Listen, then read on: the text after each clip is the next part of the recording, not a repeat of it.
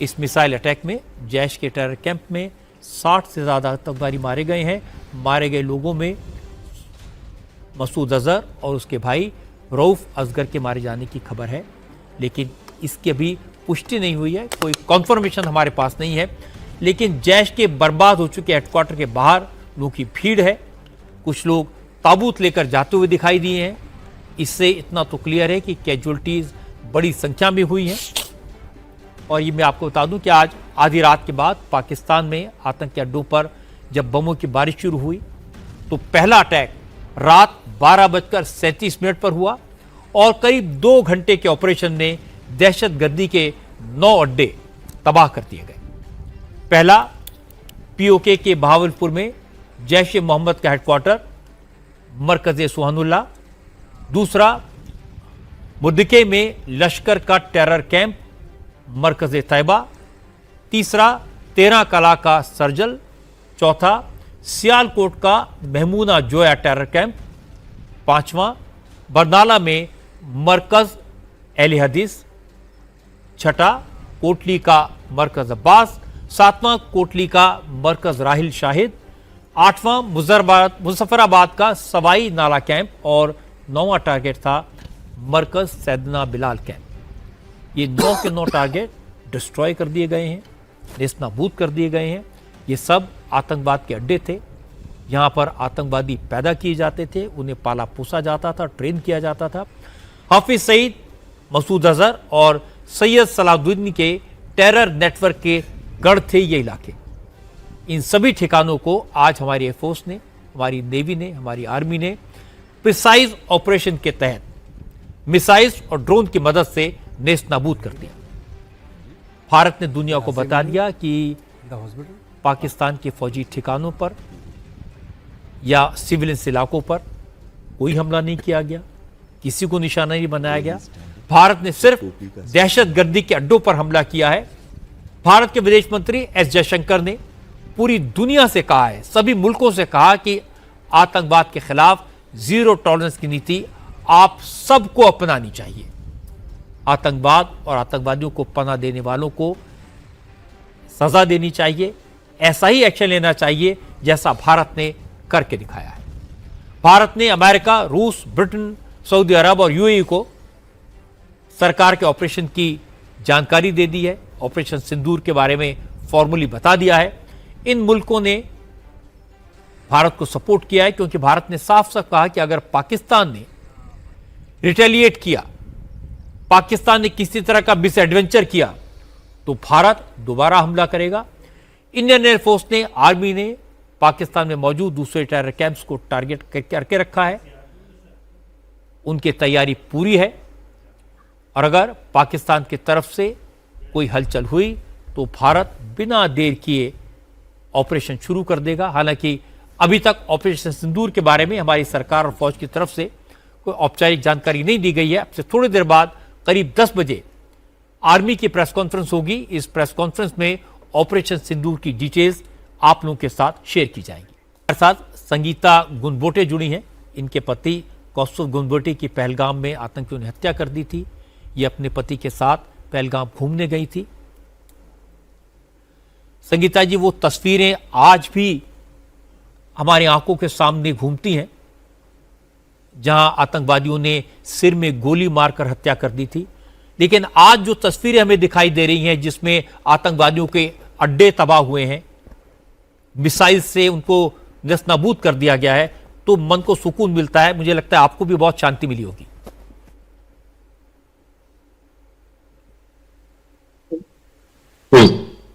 हाँ, हमें भी बहुत शांति मिल रही है उनको मार के और उसको नेस्तनाबूद करके। ऐसा ही करो, बहुत मारो उनको, बिल्कुल कुछ भी बचना नहीं चाहिए। ये बहुत बड़ा हमला है संगीता जी, आप न्यूज देख रही होंगी। कई दशकों के बाद पाकिस्तान में घुस करके इतना डीप अंदर जाके आतंकवाद के अड्डों पर मिसाइल से हमला करना, ये बहुत बड़ी कार्रवाई है जो भारत की सेना ने की है और ये पूरे भारत का दर्द था और उसका अंजाम है जो ये कार्रवाई हमको देखने को मिल रही है। ये हम लोग इसी बात की प्रतीक्षा कर रहे थे कि भारत सरकार कब इस चीज की प्रतिशोध लेगा, और भारत सरकार ने आज ये प्रतिशोध ले लिया है। बस हमारा यही निवेदन है कि भारत सरकार से अब ये जो ऑपरेशन भारत सरकार ने स्टार्ट किया है तो इसको बंद ना करे, और सारे जो आतंकवादी कैंप्स है या जहां से ये आतंकवादी आते हैं उन सारों को निशाना बना के खत्म कर दिया जाए। आप कह रहे हैं ये आगे चल कैंप्स के ऐसे परमानेंटली खत्म होने चाहिए? परमानेंटली खत्म होने चाहिए, क्योंकि आगे चल के फिर से इन्होंने हमारी तरफ नजर उठा के नहीं देखना चाहिए, या इनके दिलों में इतना खौफ हो जाना चाहिए कि भारत के किसी दूसरी सिविलियन पे ये अटैक ना कर पाए या किसी पे भी अटैक ना कर पाए। देखिए, कोशिश तो यही है, भारत ने अपनी तरफ से पाकिस्तान को यही सद्बुद्धि देने की कोशिश की है कि आतंक का रास्ता वो छोड़े। मैं आपके लिए जानकारी के लिए बता रहा हूं, क्योंकि आपको तो हम सबसे ज्यादा आपको ये पता लगना चाहिए कि कार्रवाई कितनी बड़ी है। जो सबसे बड़े आतंकवादी हैं, भारत के दुश्मन जो हैं, हाफिज सईद, मौलाना मसूद अजहर, सैयद सलाउद्दीन, चूंकि हम लोग न्यूज में हैं, मैं इसलिए नामों को जानता हूं बहुत नजदीक से। ये सबसे बड़े आतंकवादी हैं भारत के लिहाज से, और आज जहां मिसाइलें गिरी हैं ये इनके हेडक्वार्टर हैं। कभी सोचा नहीं जा सकता था कि ऐसी कार्रवाई भारत करेगा। जब भी हमने यही विनंती की थी, जब जेपी नड्डा साहब आए थे तो उनको यही विनंती की थी कि उन चारों को तो आप पकड़िए, पर उनके जो हेडक्वार्टर्स है, उनको जो हैंडल करते वो या इंस्ट्रक्शन देते, उनको पहले आप खत्म कर दीजिए, ताकि ये फिर से हमको ऐसे दृश्य ना देखने पाए और हम लोग इस मुश्किल घड़ी से ना गुजरे इन आते समय में। तो उन्होंने करके दिखाया है, और हमारा विश्वास था कि ये भारत सरकार इसको जवाब देगी, पर हम लोग वेट कर रहे थे कि कब देगी, और उन्होंने आज ये दे दिया है। तो सही रूप से आज जो ये 26 शहीद थे उनको श्रद्धांजलि मिली है, ऐसा हमें लग रहा है। आपको कब पता चला कि ये बड़ा ऑपरेशन हो गया है, ऑपरेशन सिंदूर? हमको सुबह करीबन 5-5:30 बजे पता चला कि ऑपरेशन सिंदूर हुआ है। और ये मैं यहाँ पे बताना चाहूंगा कि ये जो भारत सरकार ने ऑपरेशन सिंदूर नाम दिया है, तो ये एकदम एक्यूरेट नाम दिया है, क्योंकि इसमें उन्होंने आंखों के सामने, मम्मी के आंखों के सामने हो या आंटी जी के आंखों के सामने, उन्होंने पापा को और अंकल को सिर में गोली मारी थी, जो कि मतलब सुन के ही बहुत इतना दर्द होता है। तो इन्होंने तो देखा था अपनी आंखों से, और ये अभी भी उस सदमे से उभर नहीं पाई है। तो उनको अभी भी वो डर है कि कहीं से कोई आ जाएगा या कुछ हो जाएगा। तो ये जो नाम दिया है इन सारे लोग जो शहीद थे उनके सम्मान में, ये एकदम सही नाम दिया है। और उन्होंने ये कहा भी था कि आप जाके बता दो उनको कि हम औरतों और इनको हाथ नहीं लगाते, बच्चों को। तो ये उनके लिए बहुत अच्छा जवाब है कि आप अगर हाथ लगाओगे भारत के किसी भी इनको, तो सहन नहीं किया जाएगा और अच्छी तरीके से जवाब दिया जाएगा। एक चीज देखिए, उन्होंने और कही थी कि जाके मोदी को कह देना, मोदी को बता देना जाके कि हमने ऐसा कर दिया है। और मैं आपको ये बता सकता हूं कि प्राइम मिनिस्टर मोदी, ये ऑपरेशन जब से शुरू हुआ वो पूरा टाइम अपने हमारे आर्मी के अफसरों के साथ बैठ करके पूरा लाइव मॉनिटर कर रहे थे। एक एक पल बताया जा रहा है कि वो देख रहे थे कि अटैक कहां पहुंचा, किस जगह पर मिसाइल गिरी, अब कहां पर पहुंचा। सो वो अब पूरे पिछले 15 दिन जो हैं पूरे देश के साथ, आप लोगों के साथ जुड़े रहे, और इस ऑपरेशन के वक्त भी वो बिल्कुल लाइव अपडेट ले रहे थे। हमारा विश्वास था कि भारत सरकार कुछ ना कुछ करेगी, पर यही सोच रहे थे कि कब करेगी, पर आज उन्होंने ये कर दिया है। तो हमको यही तसल्ली है कि इन सारे शहीदों को आज सही तौर मतलब सही रूप में श्रद्धांजलि मिली है। और एक बड़ी बात ये भी है कि आपकी भावनाओं का कितना ख्याल उन्होंने रखा है। जो लोग मारे गए, उनकी पत्नियां, बेटियां, माएँ, उनका कितना ख्याल रखा है। ये जो नाम है ऑपरेशन सिंदूर, ये नरेंद्र मोदी जी का आइडिया था। प्रधानमंत्री ने ये नाम सजेस्ट किया था हमारी सेना को, फिर उन्होंने इस ऑपरेशन को ये नाम दिया।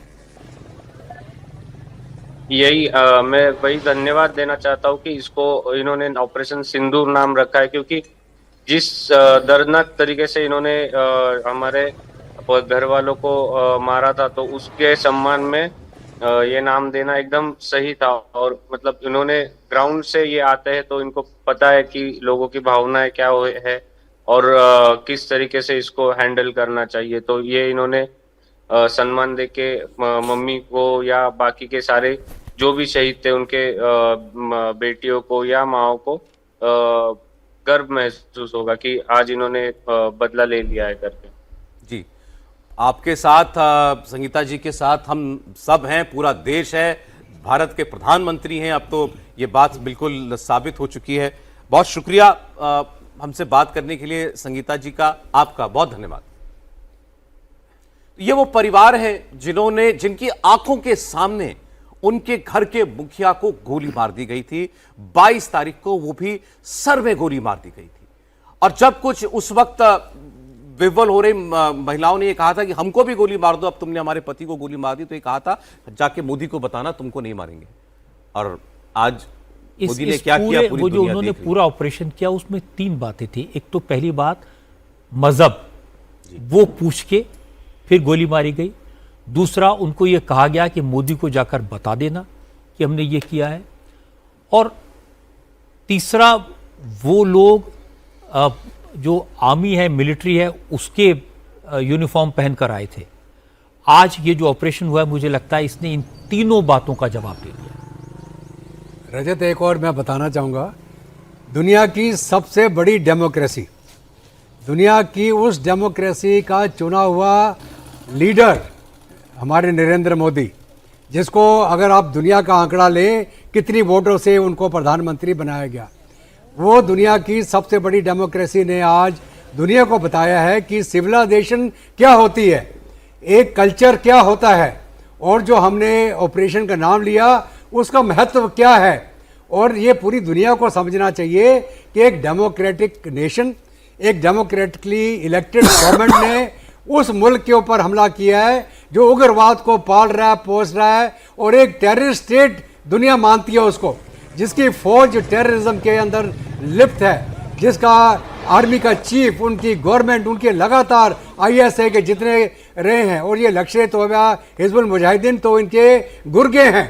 तो कहने का मतलब ये है कि दुनिया को ये समझना चाहिए कि एक डेमोक्रेटिक कंट्री ने एक रैबिड आर्मी जो एक बिहाइंड द सीन से गवर्नमेंट को कंट्रोल कर रही है, इलेक्टेड लीडर जो होना चाहिए तो उसको जेल में डाल रखा है, उसके ऊपर अत्याचार कर रहे हैं, अपने अवाम का उन्होंने पागल उल्लू बना रखा है, उनको उन्होंने भुखमरी की कगार पे ले आया है। और अगर पाकिस्तान की अवाम अपनी खुशहाली चाहती है, तरक्की चाहती है, अपना फ्यूचर चाहती है, तो इस रैबिड आर्मी को आप बैरक के अंदर बंद करें, इस रैबिड जो आर्मी का चीफ है उसको जेल में डालें। ये आपके हाथ में है, आप आवाम के हाथ में, बहुत शक्ति होती है आवाम में। अगर आप ये ठान ले तो आप ये कर सकते हैं, और आपका साथ आपके बलूच भाई, आपके पख्तून भाई, आपके सिंधी भाई दे रहे हैं, और मदद करने के लिए हम खड़े हैं आपके साथ। तो आप करिए, आगे बढ़िए आप।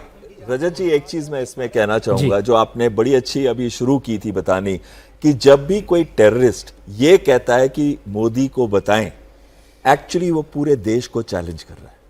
हमारे prime minister, honourable prime minister जो है, वो रिप्रेजेंट करते हैं पूरे नेशन को, वो अपने आप को रिप्रेजेंट नहीं कर रहे। अगर कोई भी उनका नाम लेके बताता है कि आप उनको बताएं, तो वो पूरे देश को चैलेंज कर रहा है। और हमारे पॉलिटिकल लीडर्स कोई बड़ी बड़ी बात नहीं करते, वो एक्शन पे बिलीव करते हैं, और उसके बाद ये एक्शन 15 दिन के अंदर पूरा हुआ है। देखिए, उन्होंने जो सेंटेंसेस कहे थे ना, पहली बार बिहार में जब वो बोल रहे थे, पहला वाक्य था ये देश की आत्मा पर हमला हुआ है, और दूसरी बात उन्होंने कही कि इस बार इनको ऐसा सबक सिखाया जाएगा जिसकी उन्होंने कल्पना भी नहीं की होगी। और उनके जो शब्द थे उनको प्रिसाइजली, जैसे आर्मी ने अपना प्रिसाइज ऑपरेशन किया है, उसी तरह से उन्होंने भी प्रिसाइजली अपने शब्दों को इंप्लीमेंट करके दिखा दिया है। ये हमारे अस्तित्व पे जी देखिए, एक चीज़ जो मैं जोड़ना चाहूँगा, हम लोग इस चीज़ के ऊपर तो काफ़ी बात कर गए। देखिए, 22 अप्रैल के और 14 अप्रैल को जो उनके आर्मी चीफ हैं आसिम मुनीर ने एक बहुत बड़ी बात कही थी। उन्होंने एक बात कहा था कि जगुलर वेन, कश्मीर हमारा जगुलर वेन है, एंड टू नेशन, दूसरा पॉइंट जो इम्पोर्टेंट कहा था, टू नेशन थ्योरी में there is a divide, Hindu and Muslim he brought, देखिए, किसी ने आज तक पूरे विश्व में भी आप देखेंगे कितने भी जिहादी, they have not brought a very defined way of two nation theory, और हम अलग हैं, और उसका रिट्रीब्यूशन आप 22 तारीख को देखते हैं। और 22 तारीख के हमले में ये तीनों चीजें थी जी, हिंदू, मुसलमान, जुगुलर वेन, कश्मीर, और फिर वहां पर जो रिट्रीब्यूशन हुआ, वहां पर यह तक कहा गया, लोगों ने बताया, एक जो बुरी खबर इस वक्त आई है, पीटीआई ने खबर दी है कि पाकिस्तान ने सीज फायर माफ कीजिएगा, पाकिस्तान ने सीज फायर वायलेशन किया है। हमारी फौज ने पाकिस्तान में दहशतगर्दों के अड्डों को तबाह किया, लेकिन इससे बौखलाकर पाकिस्तानी आर्मी ने अनप्रोवोक्ड फायरिंग शुरू की है। सिविलियंस इलाकों में पाकिस्तान की फौज लगातार गोले बरसा रही है, फायरिंग कर रही है। पाकिस्तान की फायरिंग में पुंछ एरिया में 7 बेगुनाह लोगों की मौत हो गई है और करीब 36 लोग घायल हुए हैं। अब जम्मू कश्मीर, पंजाब और राजस्थान के बॉर्डर के आसपास इलाकों में जो आम लोग बसे हुए हैं, उन्हें सुरक्षित जगहों पर पहुंचाया जा रहा है। हालांकि हमारी आर्मी और बीएसएफ के जवान पाकिस्तानी फायरिंग का माकूल जवाब दे रहे हैं। बॉर्डर एरियाज में जो कैजुअल्टीज हुई हैं, उसके बारे में अभी तक आर्मी की तरफ से कोई ऑफिशियल कॉन्फर्मेशन नहीं आया है, लेकिन प्रेस ट्रस्ट ऑफ इंडिया ने 7 लोगों की मौत को कंफर्म किया है। तो ये बुरी खबर है, जो एक रिजल्ट है कल रात जो आतंकवादी हमले किए उसके ऊपर। तो 7 लोगों की मौत कंफर्म की है, जो बॉर्डर एरिया पर पाकिस्तानी फौज की फायरिंग की वजह से हुई। रजत, मैं कुछ बोलना चाहूँगा यहाँ जी। ये पुंछ राजौरी का जो सेक्टर है, मैं वहाँ का जनरल ऑफिसर कमांडर था, जीओसी, और जो ये गोलाबारी पाकिस्तानी फौज ने करी है, इन्होंने हमारी चौकियों के ऊपर नहीं करा, इन्होंने सिविलियन एरिया के ऊपर अपने बम बरसाए हैं। वो उस इलाके में कौन सिविलियन रहते हैं? सारी मुस्लिम आबादी। ये किनको मार रहे हैं? अपने मुस्लिम भाइयों को मार रहे हैं वहाँ पे। ये पाकिस्तान की फौज जो है नहीं, मैं आपसे ये कहूंगा कि वो किसी मुसलमान को नहीं मार रहे, किसी हिंदू को नहीं मार रहे, वो भारतीय को मार रहे हैं। मेरा कहने का मतलब ये है, उनके लिए कोई अगर मतलब वो कहते हैं कि मुसलमान और हिंदू अलग है, वो उसको तोड़ रहे हैं, खुद मार रहे हैं वो, और हमारे भारतीय लोगों के ऊपर हमला कर रहे हैं, सिविलियन एरिया पे हमला कर रहे हैं। और इसका जवाब हम उनके सिविलियन एरिया पे नहीं देंगे, हम उनको देंगे जो फौजी और पाकिस्तान आर्मी के जो, क्योंकि आप लोग तो सब आर्मी के हैं, आप इस प्रोफेशनल फर्क को समझ सकते हैं कि भारत ने किसी सिविलियन पर हमला नहीं किया आज तक। रजत, भारत ने किसी मिलिट्री को टारगेट नहीं किया। सिविलियन टारगेट्स को हम एड्रेस नहीं करते हैं, ये हमारी फौज का असूल है और हमारे देश का भी ये असूल है। और जो ये पाकिस्तान ने हमला किया, ये एक पाकिस्तान आर्मी की सोच बताता है, एक कायरता बताता है पाकिस्तान आर्मी की, जिस तरीके से डेस्परेशन आ चुका है इनके ऊपर कि हमको वार करना है और सिविलियन एरियाज में वार करना है। और ये जब वायलेशन अभी हो रहा है सीज फायर का, मुझे ये लगता है अब इसका नेक्स्ट स्टेप भी आएगा, क्योंकि अभी हम एक सिलेक्टेड एरियाज में इनकी फायरिंग अपना देख रहे हैं। अब इसका दायरा भी और आगे अपना बढ़ेगा। और ये जो 2003 की जो हमारी एक इनसे एग्रीमेंट है सीज फायर की, मुझे लगता है अब टाइम आ गया है।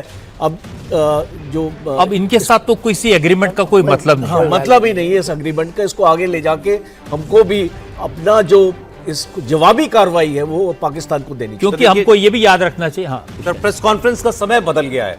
जो सेना की प्रेस कॉन्फ्रेंस 10 बजे होनी थी, वो अब 10:30 बजे होगी। तो इसमें थोड़ा सा उससे अंतर आया पहले है। आर्मी और विदेश मंत्रालय की ब्रीफिंग होगी।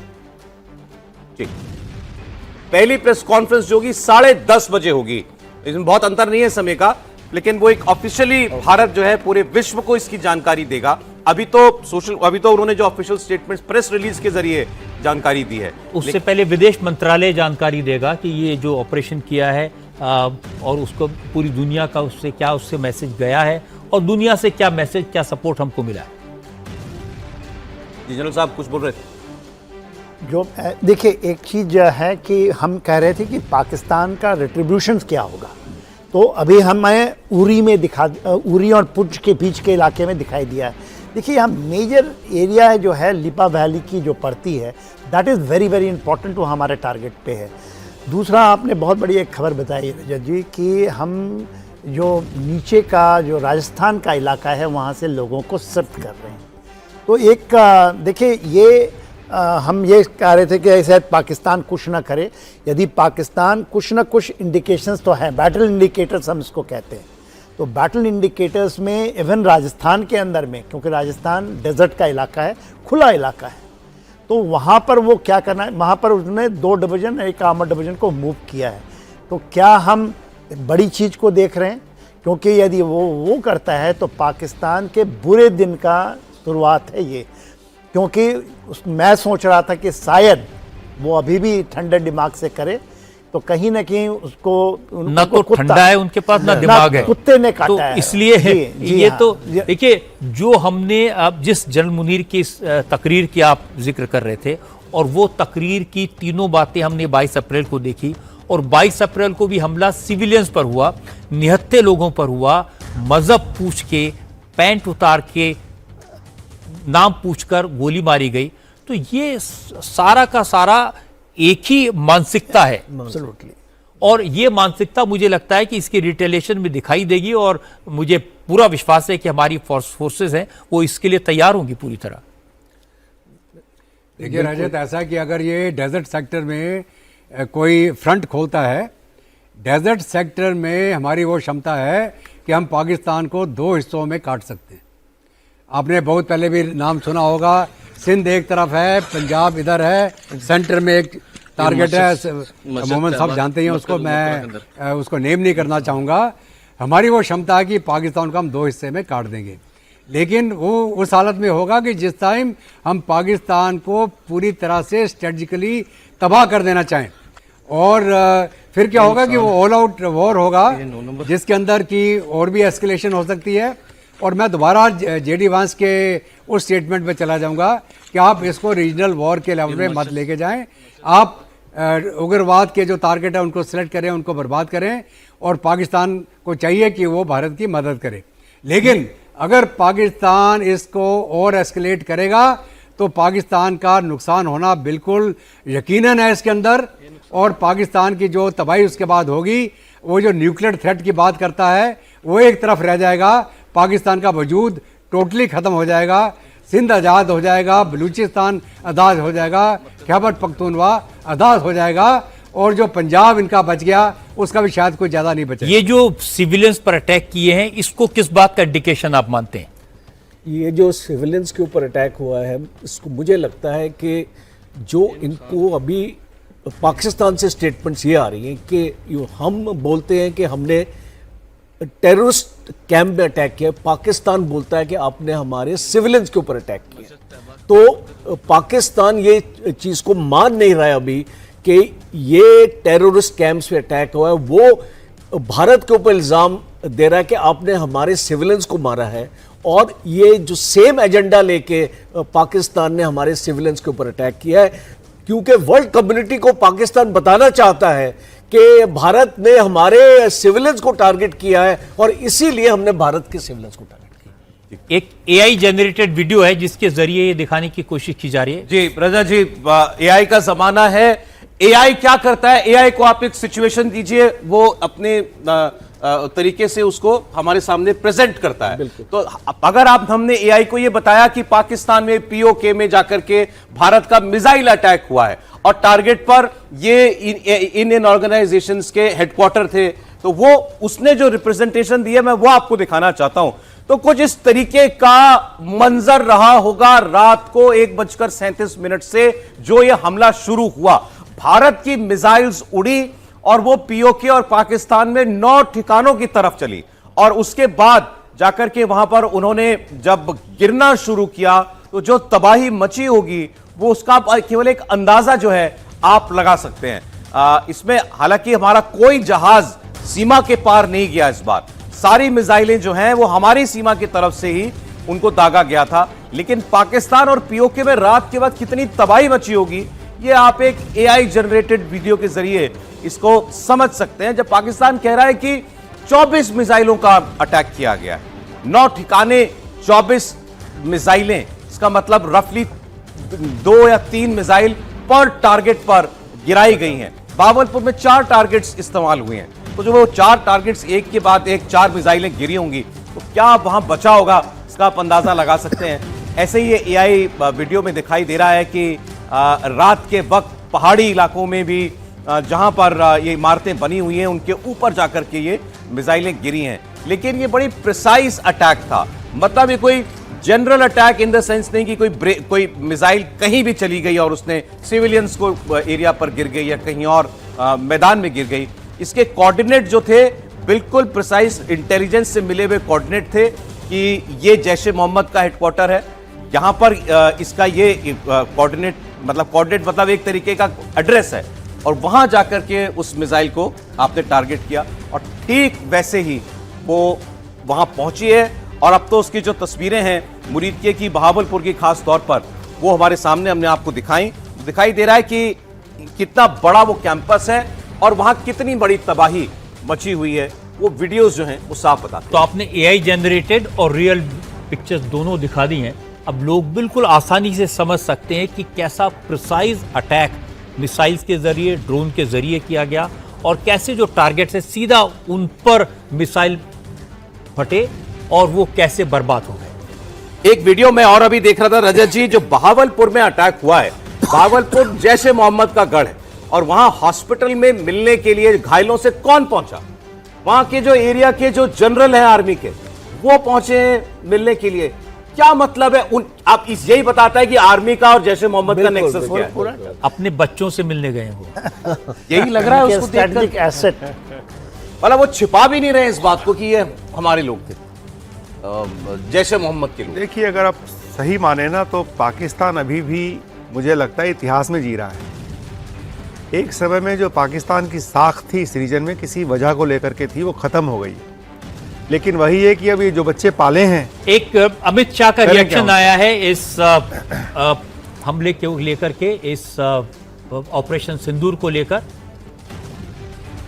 देवेंद्र पराशर है हमारे साथ। जी देवेंद्र, अगर गृहमंत्री अमित शाह का बयान देखें तो सबसे पहले उन्हें गर्व है फौज पे, इस बात को उन्होंने लिखा है। दूसरी चीज़ कि ये भारत का रिस्पांस है, जिस प्रकार से निर्मम तरीके से हमारे निर्दोष भाइयों को पहलगाम में मारा गया था, उसके लिए ऑपरेशन सिंदूर रिस्पांस है। तीसरी चीज़ जो उन्होंने कही है वो बहुत महत्वपूर्ण है। तीसरे लाइन में है, the Modi government is resolve to give a befitting response to any attack on India and its people. यानी कि भारत पर किसी प्रकार का हमला हुआ, भारत और भारत के लोगों पे, तो उसका मुंहतोड़ जवाब दिया जाएगा।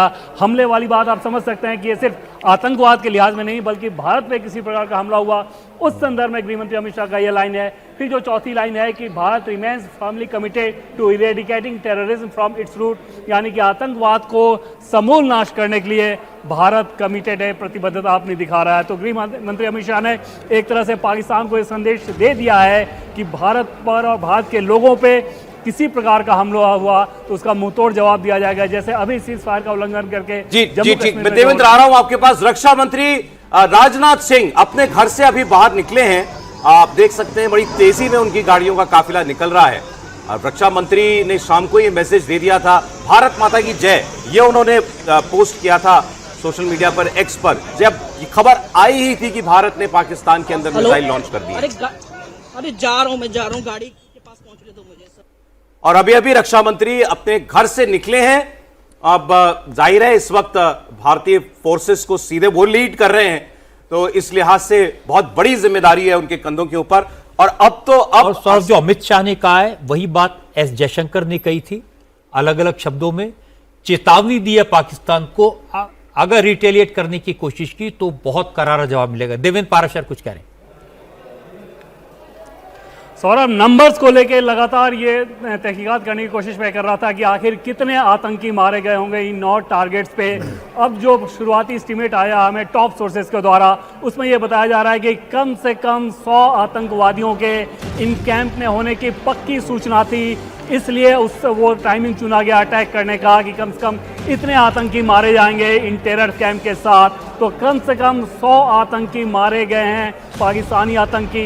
ये 9 टेरर अटैक ऑपरेशन सिंदूर को लेके, टेरर अटैक के बाद जो ऑपरेशन सिंदूर किया गया 9 टारगेट्स का चयन करके, उसमें जो टेरर अटैक करते थे, प्लानिंग करते थे, बैकिंग करते थे, उनमें से लगभग 100 आतंकियों को मार गिराया गया। तो एक बड़ी खबर इस लिहाज से कि जो ऑपरेशन सिंदूर किया गया है, वो ऑपरेशन सिंदूर ने जो अपने 9 टारगेट्स का चयन किया था, उसमें जो टेरर आउटफिट थे उनके इंफ्रास्ट्रक्चर को तो ध्वस्त किया ही, उनके मनोबल को तोड़ा। कम से कम 100 आतंकियों को मार गिराया गया है इस ऑपरेशन सिंदूर के द्वारा। सौरभ, बड़ी खबर दे रहे हैं आप देवेंद्र की। इस ऑपरेशन सिंदूर में जो मिसाइल हमले हुए हैं आतंकवादियों के ऊपर, उसमें 100 टेररिस्ट के मारे जाने की संभावना है।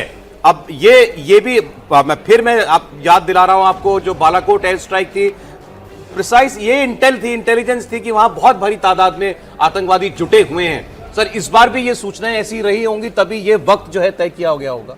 ये क्या है कि ग्राउंड सोर्स थी, जो ग्राउंड लेवल पे वहाँ सोर्सेज होती हैं, वो खबर देती हैं और उसको हमारी अपनी भाषा में कास्केट बोलते हैं। जब कास्केट वहाँ से आता है तो उसमें प्रिसाइज इन्फॉर्मेशन आती है कि किस तरह का डैमेज हुआ है, कितने लोग मरे हैं, क्या हुआ है। क्योंकि आज भी हमारी ये कैपेबिलिटी है कि चाइना की तरफ तो मैं नहीं कहूँगा क्योंकि स्टॉक बिल्कुल अलग अलग है, लेकिन पाकिस्तान में हमारी ग्राउंड सोर्सेज अभी भी हैं इतनी सारी जिनसे जो है कांटेक्ट रहता है। तो ये खबर आप कह रहे हैं इस वक्त पाकिस्तान पर ह्यूमन इंटेलिजेंस से खबर आ रही होगी। यस, ह्यूमन इंटेलिजेंस इतनी है, हमारी इतनी कैपेबिलिटी है अभी। और यही नहीं, जब ये टारगेट अटैक किए गए हैं उस टाइम पे क्या वहाँ की दशा है, कितने लोग हैं, क्या है, क्योंकि टेररिस्ट का कोई इतना ठिकाना नहीं होता, उनके टारगेट शिफ्ट करते रहते हैं। तो उसके समय भी ह्यूमन इंटेलिजेंस का इस्तेमाल जरूर किया गया होगा और उसकी वजह से ही ये कैजुअलिटीज जो हैं वहां से कंफर्म हो जाती है। ये खबर समझिए कंप्लीट हो गई। सबसे पहले खबर आई थी 9 जगह टारगेट करके हमला किया गया है। यस, उसके बाद ये खबर आई कि 24 मिसाइल्स दागी गई हैं अलग अलग जगह, और फिर अब ये खबर आई है कि इस हमले में 100 आतंकवादियों को भारत ने मार गिराया है, उनको मिट्टी में मिला दिया है, नेस्तनाबूद कर दिया है। तो प्रधानमंत्री मोदी ने देश से जो वादा किया था उस वादे को पूरा कर दिया है, लेकिन यह देश की भावना आज भी है कि ये पहला कदम है, ये अभियान जारी रहना चाहिए। आतंकवाद के खिलाफ ये ऑपरेशन सिंदूर अभी बहुत दूर तक जाना चाहिए। अब तो ये लगता है उतनी दूर तक तो जाएगा ही जहां तक पाकिस्तान इसको लेकर के जाएगा, अगर वो और बेवकूफी करता है कोई आज या कल में। पिछली बार 24 घंटे लिए थे भारत की तरफ कदम बढ़ाने में। ये सर मुझे लगता है कि आप सब लोग ओपिनियन दे सकते हैं। मुझे तो लगता है ऑब्वियस है वो करेगा ही करेगा। मैं टेक दूंगा इसमें। जो भारत कार्रवाई कर रहा है, पूरी जो हम मीडिया में आते थे या हमको लोग कांटेक्ट करते थे, कह रहे जनाब आप बोल रहे हैं पानी बंद कर दिया, हमें उससे क्या साहब मारो, हम मारना इनको देखना चाहते हैं मरे हुए। तो वो जो सेंटीमेंट था पब्लिक का भारत के अंदर, चाहे वो लेडीज हो, जेंट्स हो, फैमिलीज हो, वो उनका सेंटीमेंट था कि इनको मारो, तो मार के हमने दिखा दिया। वो सेंटीमेंट को हमने SOH कर दिया। अभी हमने क्या करना है, पाकिस्तान को इतना पानी पिलाना है या इतना तरसाना है, हम मेरा वर्ड को मार करें, पिलाना है और तरसाना है कि आगे से कभी ये इस तरफ नज़र उठाने की चेष्टा ना करें। तो इसको क्या बोलते हैं, जिसको बोलते हैं attack from all directions, multi prong, multi directional attack, जिसके अंदर हमारा जो चाहे जो इंडस वाटर ट्रीटी है, चाहे हमारा डिप्लोमेटिक प्रेशर है, चाहे हमारा इकोनॉमिक प्रेशर है, चाहे हमारा कनेटिक जो हमने रिस्पांस दिया है, और ये पूरी जो कॉम्बिनेशन है हमारी, ये लगातार रहेगी जब तक पाकिस्तान खुद ये ना बोले कि भाई बहुत हो गया, हम आगे से कुछ नहीं करेंगे, आप हमें बख्श दीजिए। तो मेरा मानना ये है कि हम इसको अभी छोड़ने वाले नहीं हैं जी। ये शुरुआत है, ये ट्रेलर है, ये ओपनिंग जिसको बोलते हैं कर्टन रेजर हुआ। आज ये कर्टन रेज हुआ है। ये कर्टन के बाद ये जो पिक्चर कितनी चलेगी, कहां तक चलेगी, आपने जो कहा उसको कंफर्म करते हुए एक बड़ी खबर आपको बता दूं। देवेंद्र पाराशर हमारे पॉलिटिकल एडिटर हैं, उन्होंने बताया कि शुरुआती जानकारी के मुताबिक ऑपरेशन सिंदूर में पाकिस्तान के कम से कम 100 दहशतगर्द मारे गए हैं। पाकिस्तान के 100 दहशतगर्द मारे गए हैं ऑपरेशन सिंदूर में। कम से कम पहलगाम हमले के जवाब में हमारी आर्मी और हमारी एयरफोर्स ने पाकिस्तान में 100 किलोमीटर अंदर तक जाकर हमले किए, घर में घुसकर मारा, 24 मिसाइल्स फायर की, 100 किलोमीटर के दायरे में मौजूद दहशतगर्दी के 9 अड्डों को पूरी तरह तबाह कर दिया। दावा तो यह भी किया जा रहा है कि इस हमले में जैश ए मोहम्मद का चीफ मसूद अजहर और उसका भाई भी मारा गया है, हालांकि इसकी भी पुष्टि नहीं हुई है। ऑपरेशन सिंदूर को लेकर अमित शाह का रिएक्शन आया है। अमित शाह ने कहा कि ऑपरेशन सिंदूर को पहलगाम में मासूम लोगों पर हुए आतंकी हमले का जवाब है, लेकिन अब अगर पाकिस्तान की तरफ से कोई हरकत हुई, भारत के लोगों पर अगर कोई हमला हुआ, तो पाकिस्तान इसका अंजाम भुगतने को तैयार रहे। भारत किसी भी तरह के मिस एडवेंचर का करारा जवाब देगा।